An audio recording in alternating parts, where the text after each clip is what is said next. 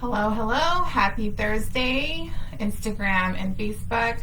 Today we're talking about an assignment and reflection. I am asking my clients to complete a mid-year check-in. And as we know, if you don't know, we are 6 months into the year, into 2022, and one of the most important things to do in your business, you guys, oh my God, my hair is stuck. In your business is to assess what is working and what is not working, to assess what is working and what is not working, and how frequently to do this. Hey, Dr. Chris, how are you? Nice to see you on here. So it's 6 months into the year, and we want to take a look at, well, what are the things that I've been doing in my business that are profitable, and what are the things that I'm doing that is not profitable? And we need to assess whether we eliminate those things and which ones do we double down on. And what activities do we want to start incorporating so that we can start seeing some profits if you're not profitable in your business just yet. Okay, so mid-year check-in, I figured that, on top of, having and offering value to my clients, in terms of what to do in the next 6 months so that you hit your targets by the end of this year, that it would be very valuable to share this with you guys. Everybody here who tunes in to watch this, listen in, because we're going to look at everything in your business and seeing which ones we need to remove and double down on. All right, let's dive in. So I did categorize this in several ways. Number one, we're going to talk about your business.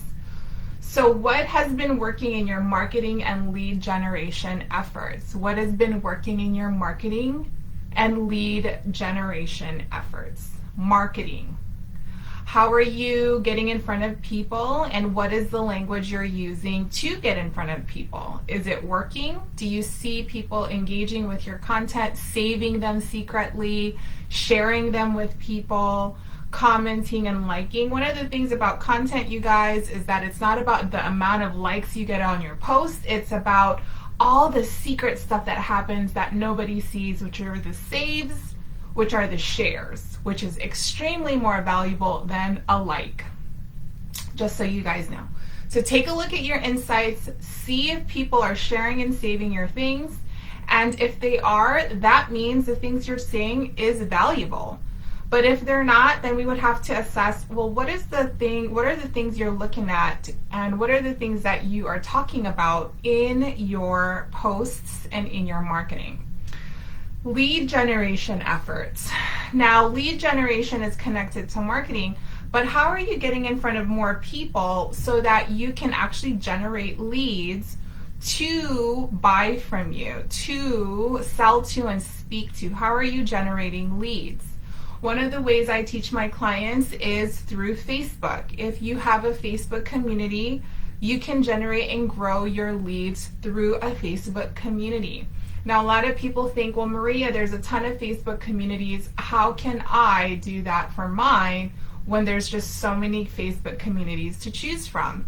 That is one of the things I teach you when you work with me. I teach you how to get people into your group and actually want to be in that, okay? So if you guys want that help, DM me, book a call with me, because even if there's a ton of Facebook communities, people want to hear from specifically you.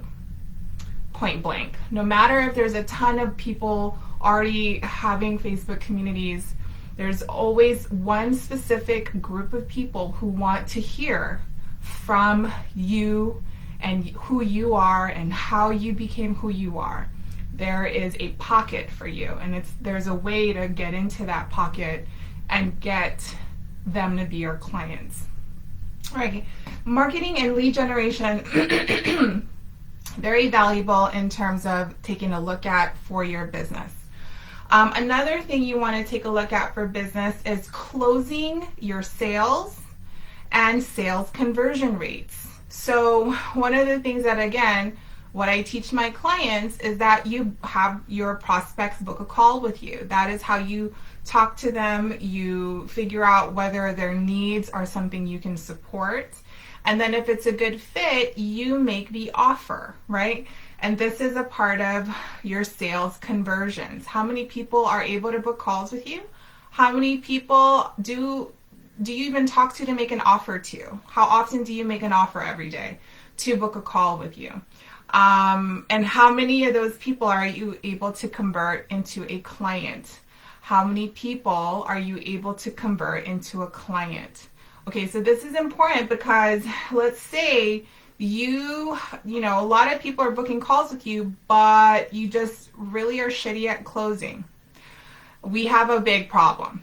We have a big problem. There has to be, you know, assessment in how you're talking to people. You also have to follow some sort of like sales script if you don't have one, which I offer that to my clients.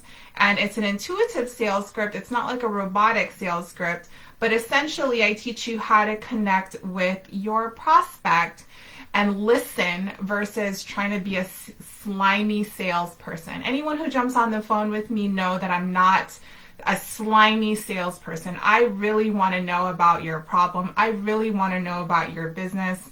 I really want to support you. And if it's a good fit, I will make you an offer. However, there's a lot of people who do sales calls and don't have that same intention. They just want to make the sale. And I don't teach you that. I teach you to care, like point blank. I teach you to care about your prospects enough to get out of yourself. Because a lot of the times in sales conversations, we're so scared of looking stupid or looking and saying the wrong things. And the next thing you know, we just want the phone call to be over with. And that is the worst way to be on the phone, because really, if you have a service that really can help somebody, why not care enough to listen to them? Why not? If you really have a valuable program and service, you have to figure out a way to get out of your own inward thinking and be of service. Be the thing that God put you here to be to help the community, right? So in sales, we would take a look at your sales conversions. And if you're not even making any sales conversions, meaning you don't have anyone booking a call with you, that means you have a lead generation problem. That means you're not generating enough leads, that people are not booking calls with you. And that is the first thing that I said, marketing and lead generation. So if no one's booking calls with you, we would have to then first take a look at the marketing and lead generation piece and see and refine that so that in the next 6 months, we actually get people to book calls with you. That would be the next step for those who are not having any kind of sales calls at all. Okay. Then the third piece in business is business accounting and numbers. So for example, today is June 30th. It's the end of the month. So I would encourage my clients to do their numbers for June. Hey, know how much expenses you've had. What are the things you paid for this month? Did you overcharge on eating out? Did you spend some money on shopping? Did you not? Right? And did you treat yourself or did you not? Did you pay all the things you needed to pay this month? Do you have a surplus of profits? Did you put away money for taxes?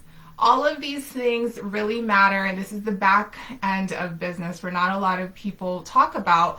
But once you do have clients and you have people actually paying you month after month reoccurring revenue, you have to have that mindset of putting away money for taxes, because taxes is a bitch.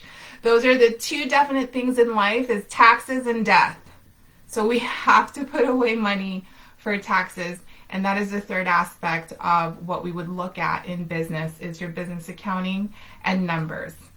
Okay, and then also any other business topics, like taking a look at events you've hosted, any community building endeavors. You know, I have clients who are doing events in their local community, and that way they're generating leads. I would want to take a look at that with them and seeing how profitable is that for you? Are you generating sales from that? Are people hearing you, feeling you, seeing you, right? And in that, are people becoming your clients? Because what you want to do is, hi Serena, how are you? What you want to do is you want to take a look at every activity that you do. It has to have some sort of profitability to it. You're not just doing things because it's popular. I said it. You're not just doing shit because everyone else is doing it. It has to be a good reason. You have to do things because in the end of the day, your business is not just a hobby. It's actually a business that is creating and generating income for you. So the last piece of business would be knowing, the events that you're taking part of, or if you're talking at events, or if you're hosting an event, or community building functions, and then other endeavors, like maybe you're writing a book. How long is that taking you to write a book, right? If you're writing a book, is it taking you the whole 6 months? And if it is, how can we accelerate that process? And what is taking so long? Okay, because one of the things about doing side projects like that is you want to make sure that you are doing income profitable generating activities, point blank. And if you want to write a book, do it, but make sure you're also doing income profitable generating activities. All right, so the next part to this is the second category, which is what I love, is personal development and your spiritual life. Personal development in your spiritual life. So I'm asking some real honest questions here, and this is for my clients, and so I'm sharing these questions with you guys because I think it's so valuable to really take a look at this in the middle of the year so that when December comes, you have been able to reassess, change your roadmap, improve some things, double down on whatever works, and remove things that are not.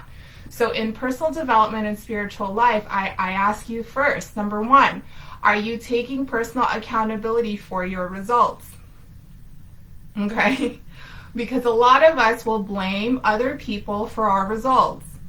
A lot of us will blame our partners, our children, our circumstances, COVID.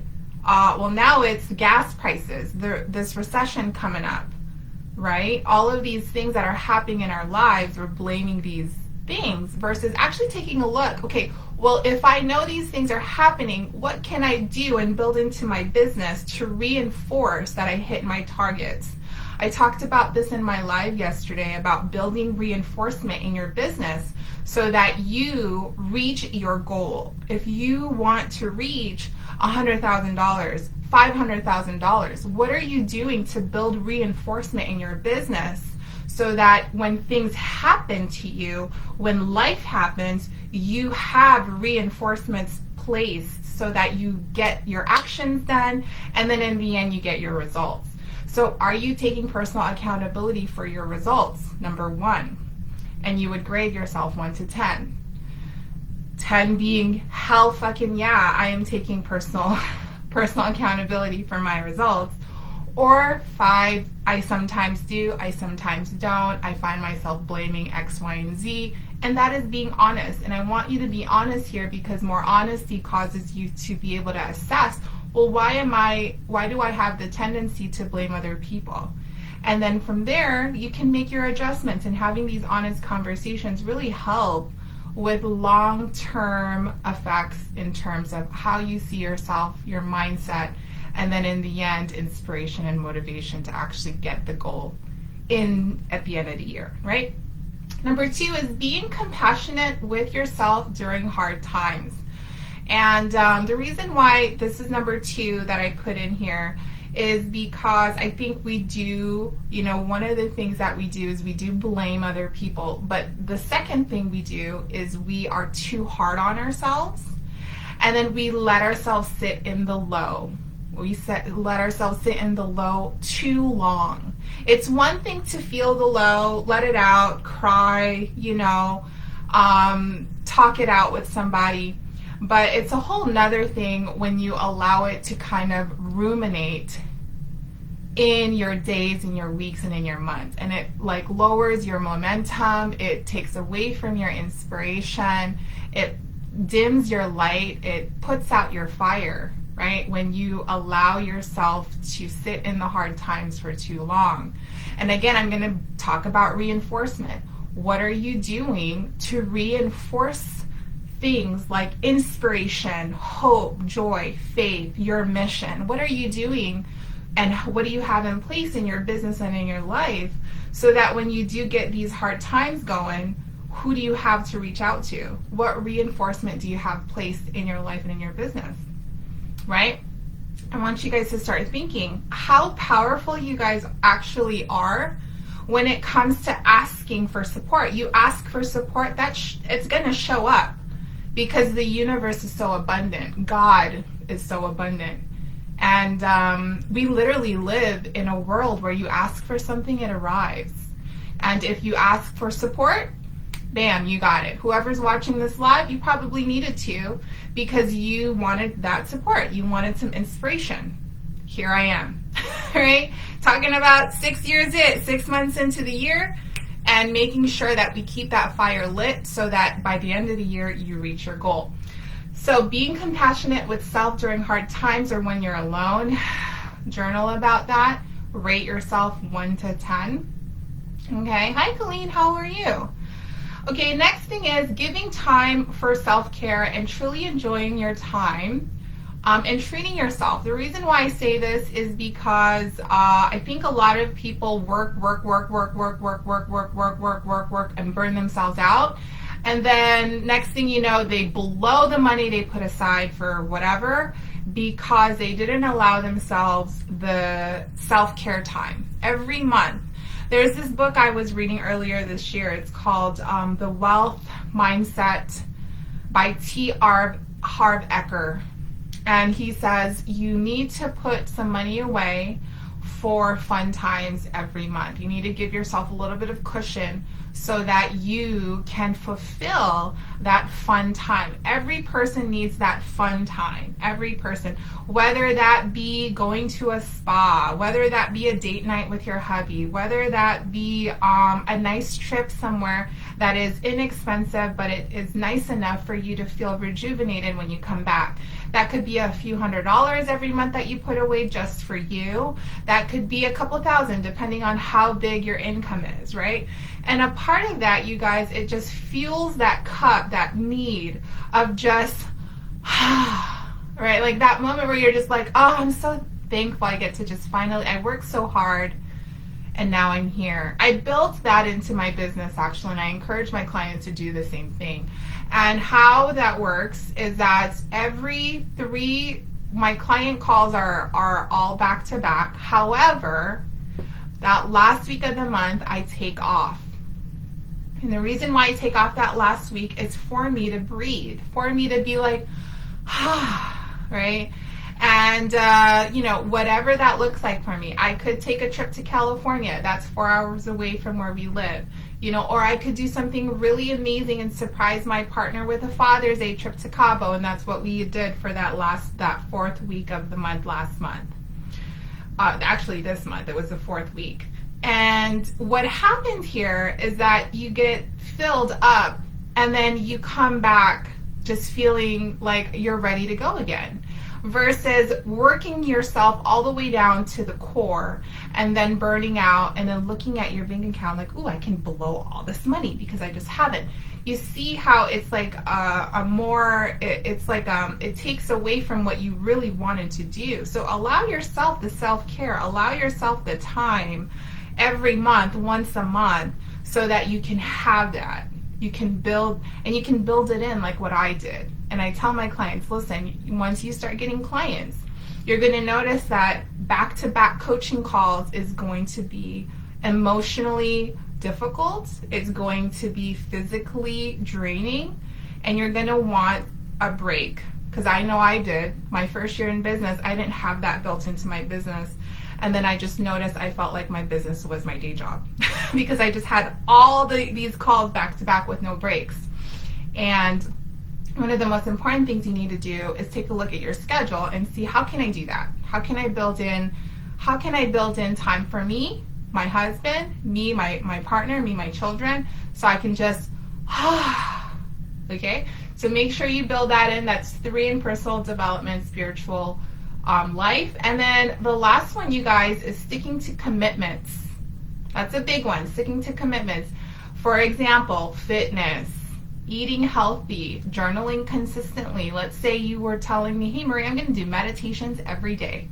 And you don't. That's not sticking to your commitments. Reading and learning about personal development, spiritual growth. Are you guys constantly fueling your minds with high vibrational information? Like these lives that I do is always going to be some sort of lighting a fire under my audience's ass. It's always going to be like, okay, if you're sitting there and you don't know what to do, book a fucking call with me so we can get on it, right? Or if you're sitting there looking at everybody else doing stuff, do the thing. If the thing is posting the thing, post the content. Or if the thing is going live once a week, go live once a week. So sticking to commitments is one of the biggest things that gets you confidence. You don't actually try to get confidence by just getting confidence and sitting around. You actually get confidence by doing activities that you say you're going to do. So for example, one of my clients committed to me. She said she's going to do 2 lives a week. Okay, and I said, okay, let's do it. From here on out, 2 lives a week. And from here on out, she gets to make that commitment every week to herself, and she has a coach that supports her in ensuring that she does these lives. And why is live so important? Well, it offers value, just like now I'm offering value right before I go get fireworks with my kids. We're going to go to Pahrump, which is like an hour away, and you can get illegal fireworks there. Not that we're going to pop all illegal fireworks, but it's also cheaper out over there because it's so far. Not in the city here, it's like a lot more. But the point I'm making is that if you maintain your lives, if you get really good at articulating yourself on video, you are going to kick ass everywhere else, because the confidence you build when you speak, when you bring the thoughts in here and be able to articulate it out here, is just 1000%. It transforms you. It transforms you. It heals you. It allows you to mend relationships even outside of business. Like I've been able to really talk to my family in a way that lands with them because I've mastered communication. Just everything about lives. I could really talk about lives and just how amazing lives are. But sticking to your commitments, okay? Making sure if you say you're going to do a live, do the fucking live. And even if it's 5 minutes, you still did the live, right? So give yourself that ability to make commitments and then also stick with them. Another thing about making commitments is that you don't overcommit. Okay, let's say you can't do everyday lives. Like lately I've been doing lives every day. And I understand if my clients don't feel comfortable with that just yet. You can't come to me and be like, Maria, I'm going to do what you do. And all the while you know, like, oh my God, this is like the worst commitment. Why did I say this? Be realistic here. If you are, even working yourself into doing 2 lives, do the reasonable thing. Do the 2 lives and commit to the thing you feel very okay, but it's still stretchy. Like it's still like, oh, I gotta do it.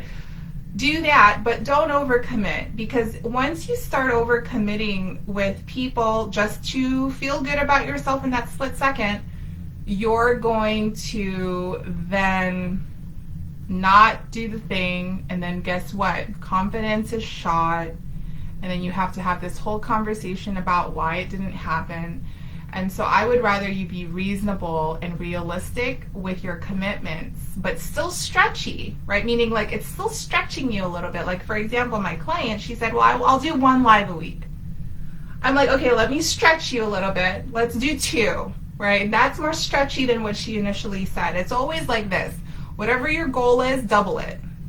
So if your goal for the end of the year is $50,000, double that, so it's 100. If your goal this year is 100,000, double it so it's 200, because then it really pushes you to go to that next level. However, it's still within like a range that is close to that initial go-to goal. Does that make sense? All right. The last part of this mid-year check-in, review, and refinement is your goals. From July to December 2022, what are your goals? So you're going to want to list your goals, okay? You're going to want to list, I would say, your top 3 goals. List your top 3 goals. And then from there, what will you need to do to achieve these goals? What will you need to do to achieve these goals? So it's financial goals, business goals, spiritual goals. Let's say you are looking to develop a stronger relationship with people in your life. What are these goals and what are you going to do to achieve those goals? What are the things you need? Now, if you don't have a roadmap to these things, then I would suggest you start looking around for roadmaps that work for you. If you are looking to build your business and reach a financial goal, book a call with me, because that is something I help you with, right? Who will you need to become? This is question number 3. Who will you need to become to achieve your goals? Who will you need to become? So let's say you are usually making maybe $5,000 a month, and now for the next 6 months, your goal is to make $10K per month or $20K per month. Who do you need to become to make that happen? And a lot of people don't realize you actually have to create a whole new identity when you do income jumps. Any kind of income jumps you make, you create a whole new identity for yourself, because the income we make today is caused by our beliefs in the past. So if we're calling to ourselves 100,000 for the next 6 months, who are you going to become? Right? Do you need to have to show up every single day? Show up bigger than you have been for the past 6 months. Do you need to be committed more? Do you need to have a stronger mission behind why you're doing the thing?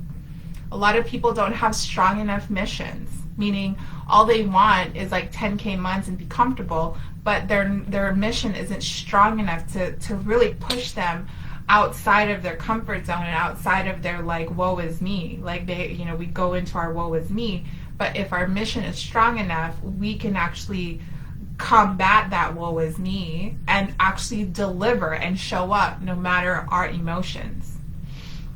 So who will you need to be and to become to achieve these goals? Last question, actually no, I have 3 more questions. What breakthroughs or healing must take place for these goals to come to you? So what do you think is blocking you from having these goals? Do you have some money mindset blocks? Do you think you're kind of stuck in an income range and that's what you've been making for the past 3-4 decades, right? And it's like, how do I break through these income levels and still carry this baggage? You can't. You have to let it go. You have to actually look at it, choose what's in the baggage, and see, okay, this no longer serves me, take that out.